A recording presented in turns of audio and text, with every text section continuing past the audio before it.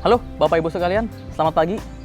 Perkenalkan, nama saya Dey Iskandar. Saya selaku owner Sultan Cuan hari ini akan memberikan edukasi tentang investasi, baiknya kemana, resikonya apa, dan keuntungannya seperti apa. Oke ya, kita langsung lanjut aja, kita bahas. Yang pertama, saya dapat data berupa deposito. Nah, mungkin bagi sebagian Bapak Ibu udah nggak awam lah soal apa itu deposito gitu ya. Ya mungkin saya bisa bilang langsung aja, kita tarik garis singkatnya adalah deposito itu ya kita naruh uang di bank ya. Salah satu sarana investasi yang hasilnya fix, betul ya. Mungkin tahun 2010 sampai 2016, 2018 itu deposito masih oke lah. Sekitar bunganya 5 sampai 6, bahkan sampai ada yang 7%-an setahun, betul ya. Deposito itu cara ngitungnya setelah kita dapat bunganya. Saya ngeliat apa hari ini? Saya ngeliat di tahun 2021 ini ternyata bunga-bunga di bank setelah zamannya Covid itu sangat amat menurun performanya. Bank BCA itu hanya memberikan 3%, bahkan 2%, 2,85%. Itu per tahun Bapak Ibu ya. Jadi kalau misalnya ada yang nawarin deposito 1 bulan dapat 2,85, jangan buru-buru senang Bapak Ibu. Kenapa? 1 bulan 2,85 itu artinya 2,85 dibagi 12. Setelah dibagi 12 dapat angka 0, sekian. 0, sekian dikalikan dengan uang jumlah Bapak Ibu yang ditaruh di bank. Setelah itu, Bapak Ibu dapat kena pajak deposito sebesar 20%. Oke ya, nah seperti itulah uang Bapak Ibu ditaruh di bank. Kekurangannya, deposito tidak bisa dicairkan sewaktu-waktu, dia ada jangka waktunya. Oke, kemudian dana yang ditaruh harus super besar, super mega besar. Karena kalau cuma ditaruh di bawah 100 juta, di bawah 1 miliar, hasilnya tidak seberapa. Ya, itu kekurangannya. Kelebihannya sekarang kita bahas. Kelebihan deposito aman, betul ya, terjamin karena diawasi oleh OJK, lembaga bank, aman ya. Tapi jangan salah, Covid kemarin sempat ada bank-bank swasta yang tidak bisa dicairkan dananya karena kredit macet, betul ya. Karena deposito itu berasal dari uang, bunga kita itu dari mana? Uang yang kita taruh di deposito itu dipinjemin lagi ke kredit untuk masyarakat. Ketika masyarakat tidak sanggup untuk bayar kredit macet, siap-siap dana kita juga tidak bisa diambil situ. Oke ya, nah itu sekilas soal deposito. Yang kedua yang lagi hit sekarang, mungkin soal Bitcoin, tentang kripto. Betul ya? Kripto seperti apa?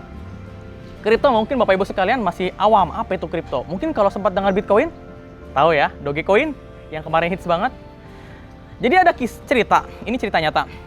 Ada seorang umur 19 tahun, dia main di Dogecoin.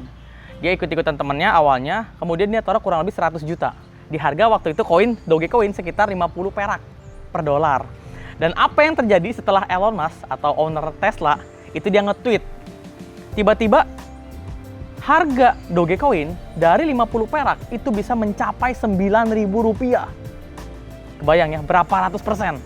Uang 100 juta anak itu jadi berapa puluh miliar hanya dalam waktu hari.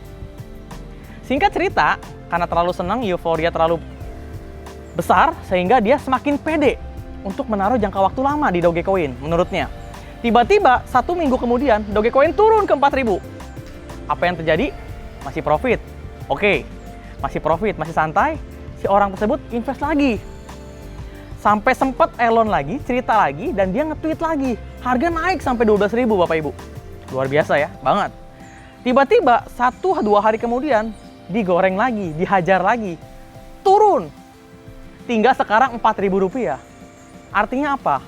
Di kripto, mungkin Bapak Ibu sekalian udah tahu atau belum paham bahwasanya di kripto ada plus dan minusnya. Plusnya apa? Ketika momennya tepat, kita bisa mendapatkan untung berlipat-lipat ganda Bapak Ibu.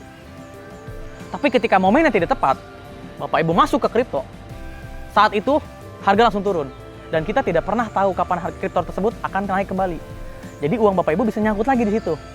Oke ya, 2 investasi ini yang sekarang lagi hits. Mungkin deposito udah bukan zamannya. Kripto lagi hits, dan yang terakhir mungkin orang-orang pada mulai mencoba peruntungan di dunia trading forex. Nah, trading forex ini sendiri Bapak Ibu mungkin boleh pelajari, mungkin boleh searching di YouTube. Udah banyak banget orang yang memberikan edukasi soal trading forex. Oke, trading forex ini sendiri Bapak Ibu bisa tahu karena ini ada dari tahun 93. Cukup lama, dan hebatnya sampai hari ini hitungan jari orang-orang yang sukses dari dunia forex. Dan yang sukses itu biasanya silent. Mereka nggak akan pernah bilang bahwa saya trader handal, saya luar biasa kaya karena forex. Enggak. mereka lebih ke arah silent, mereka diem. Oke ya. Nah, satu ketika saya juga pernah trading forex dan sampai sekarang saya masih trading, 9 tahun saya trading forex. Saya udah kesana kemari coba peruntungan, saya kesana kemari coba belajar ilmu materi dari segala macam, dan saya ternyata menemukan satu hal yang luar biasa Bapak Ibu. Kita nggak pernah bisa menang lawan diri sendiri, untuk saya. Jadi ketika saya trading, saya merasakan kenyamanan, saya merasakan profit yang luar biasa. Namun ketika saya terlalu confident, terlalu percaya diri, disitulah mulai jatuhnya aset saya. Saya mulai percaya, saya open lagi, ketika floating, ketika loss, saya nggak cut loss, ujung-ujungnya modal saya habis. Total saya loss di dunia forex itu sudah mencapai 700 juta rupiah di usia 27 tahun. Separah itu forex? Enggak. Saya terus belajar, saya bangkit, dan akhirnya saya menemukan sebuah sistem. Sistem itu namanya adalah Smart Xbot. Di Smart Xbot, saya merasakan kenyamanan. Kenapa? Karena di Smart Xbot ini sendiri udah ada money management yang tidak akan sampai uang kita habis. Oke ya, beberapa rule udah saya share juga di Instagram saya. Dan sisanya saya cuma mau bilang ke Bapak Ibu sekalian, daripada gitu ya. Orang sekarang kenal daripada kita harus mengorbankan uang kita untuk investasi yang kita tidak pahamin, yang kita rasa sangat kecil, effortnya nggak ada buat kita nih. Mendingan Bapak Ibu coba buka mata sedikit, buka peluang, buka hati. Ada peluang yang luar biasa di sini yang Bapak Ibu bisa rasakan. Dicoba dulu, baru akan tahu apa itu Smart Xbot. Oke, tadi kita udah bahas soal deposito, kita udah bahas soal kripto, kita juga udah bahas soal robot, betul ya.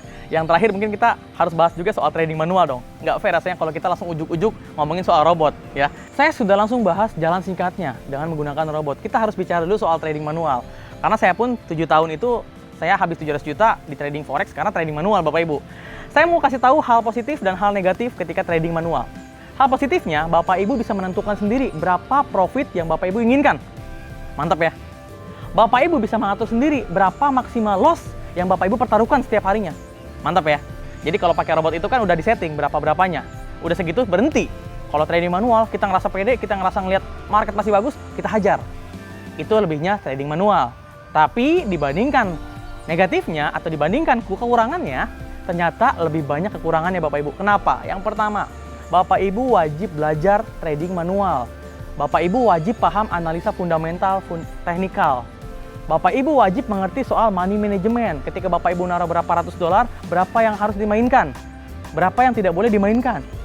Yang paling terakhir, Bapak Ibu harus terus memantau chart. Karena Bapak Ibu nggak akan pede. Kalau misalnya kita open, udah gitu tinggalin, nggak akan. Biasanya kita harus pantau. Kita lihat market jangan sampai udah turun, tahu-tahu kegocek ke atas. Nah, hal itu yang harus Bapak Ibu pelajarin. Dan buat saya, daripada buat ribet-ribet, untuk ulang belajar, praktek pelan-pelan, ngabisin dana sebanyak-banyak apa karena trading manual, lebih baik kita menggunakan robot trading forex. Setuju? Yang hasilnya udah konsisten, udah 3 tahun kita berjalan, dan sampai saat ini masih terus konsisten. Oke? Sampai bertemu di Sultan Cuan Community. Bye.